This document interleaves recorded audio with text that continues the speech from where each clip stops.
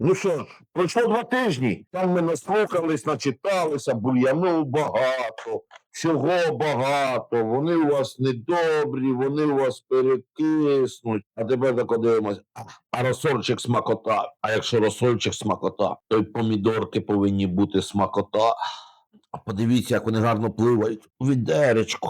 А була бочечка дубова, були б ще смачніші. Знімемо сьогодні пробу з наших помідорок. Все, вони, дивіться, бачите, хрончик лежить як гніт, гарненько, спеції пливають, помідорчик такий весь один в один. А береш в руки, він такий м'ягенький.